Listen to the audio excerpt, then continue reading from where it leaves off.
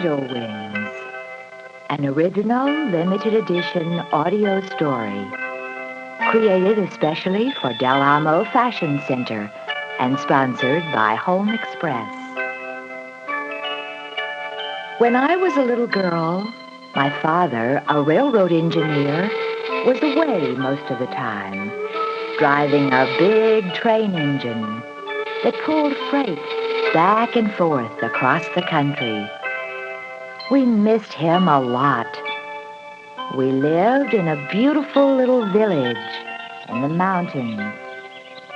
We had a cow and chickens which gave us the milk and eggs we needed for the cookie business my mother had started to earn a little extra money. Everyone said my mother's cookies were very special. At Christmas time, my mother baked a buttery, flaky cookie everyone called Angel Wings because they looked just like little pairs of wings. Every day I would knead the dough till I went to school. When I came home, Mother had already baked most of the cookies. My job was to sprinkle the wings with their sugary Christmas costume. Then I boxed the wings, a dozen at a time, and loaded the boxes into my bicycle basket and pedaled off on my deliveries. But this Christmas, the faces I passed as I pedaled were not smiling. Old Mrs. Hanston was so sad. She had lost her husband the year before, and all she did was sit on a bench in the park every day, staring off into space. She never noticed Widower Richardson saying hello. The banker, Sourpuss Schmidt, never smiled. He'd forbidden his young daughter to marry, but she did, and now the sourpuss wouldn't speak to her. Mr. Peterson, the postman, had been bitten by the Smedley's dog, Archie, and now he grumpily refused to deliver mail to anyone on the Smedley's block. Even Mother seemed sad. Daddy had volunteered to work over Christmas to earn extra money. It just didn't seem like Christmas without him. We missed him so much. On Christmas Eve day, it was icy cold. We had run out of sugar. Mother had gone to the store for more, and I was fooling around, cutting out Santa-shaped paper dolls while I waited for a batch of cookies to finish baking. Suddenly, I had an idea. The only thing keeping people sad was their stubbornness. What if I could send them a message from someone they'd listen to? I looked at the Santa paper doll in my hand. Someone like Santa. Mrs. Hampton, Old Sourpuss, and Mr. Peterson had all ordered cookies to be delivered Christmas Eve. A Santa Says message stuck in their cookies would be perfect. I began to cut my paper into strips, printing my Santa messages on each. To Mrs. Hampton, I wrote, Santa says, invite Mr. Richardson for dinner tonight. He's very lonely. To Sourpuss Schmidt, I wrote, Santa says, call your daughter. She loves you very much. To Mr. Peterson, I wrote, Santa says, Archie is very sorry he bit you. He promises not to do it again if you will bring him a cookie. I wrote dozens more messages to everyone I could think of who was feeling sad this Christmas. When I finished, the sugaring table was heaped high with them.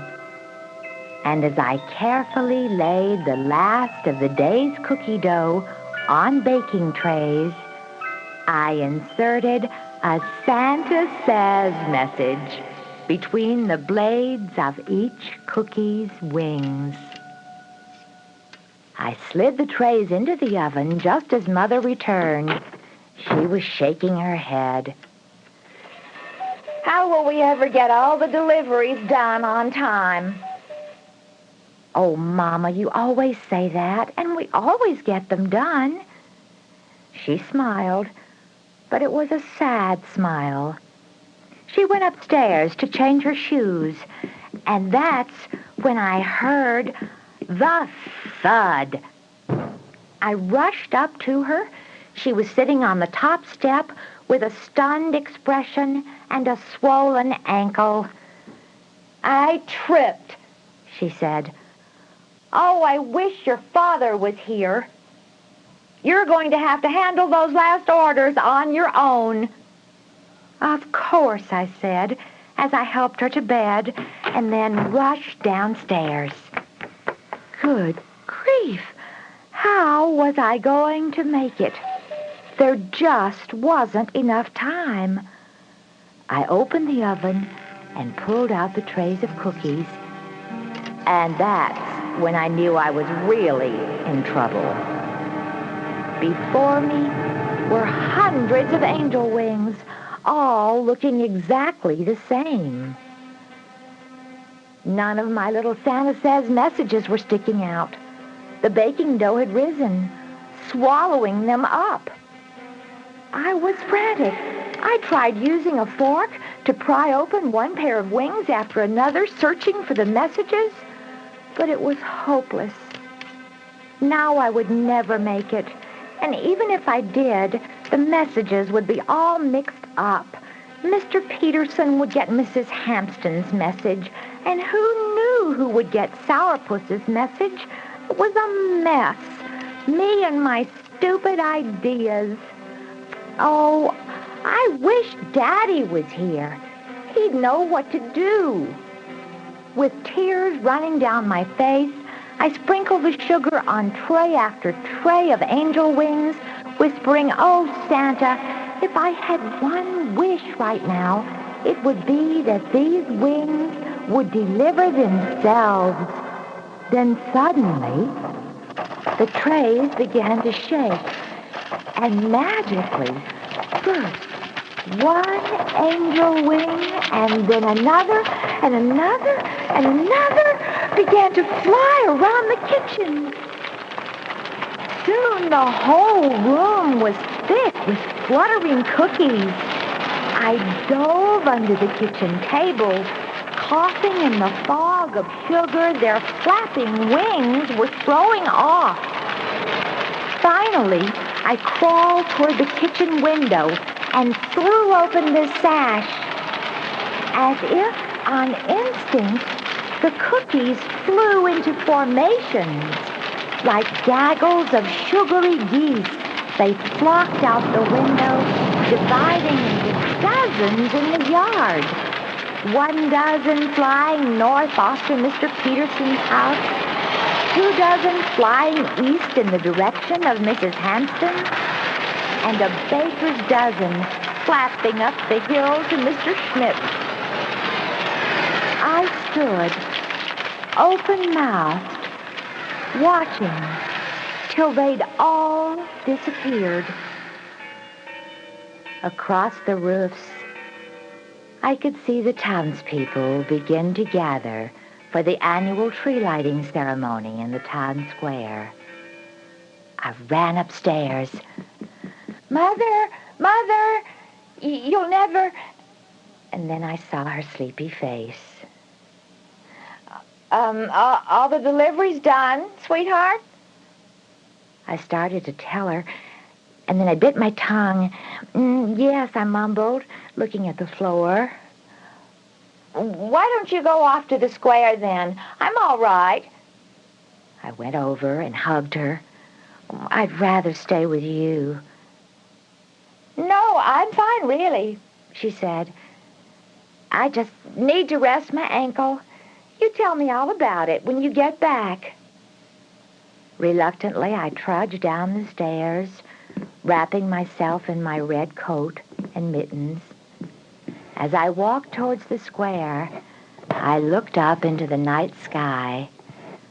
A few flakes of snow were beginning to fall. Or were they cookies? In the distance, I heard a train whistle. The town square was noisy and festive. Children were laughing. The voices of strolling carolers echoed in the streets. I tried to hide behind a tree, hoping I wouldn't see any of our customers.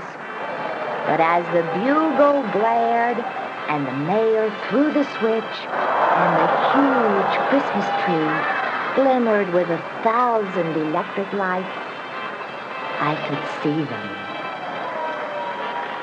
There was Mrs. Hanston, arm in arm with Mr. Richardson, and they were sharing an angel wing. And there was Mr. Peterson, feeding an angel wing to Archie. And there was Sourpuss Schmidt, stuffing a cookie in his mouth and embracing his daughter and new son-in-law. I couldn't believe it. Santa's messages had worked.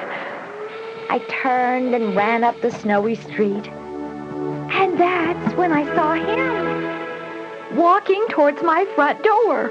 I wasn't sure at first, and I ran faster and faster, and then he turned toward the light. "Daddy!" I yelled, and he picked me up and swung me around, hugging me to him. "The train! How did you get away?" "Well, the strangest thing happened," he said. "My supervisor came in and said he had gotten a message from Santa telling him to give me Christmas Eve off. And you know, it was the oddest thing. He was eating one of your mother's angel wing cookies."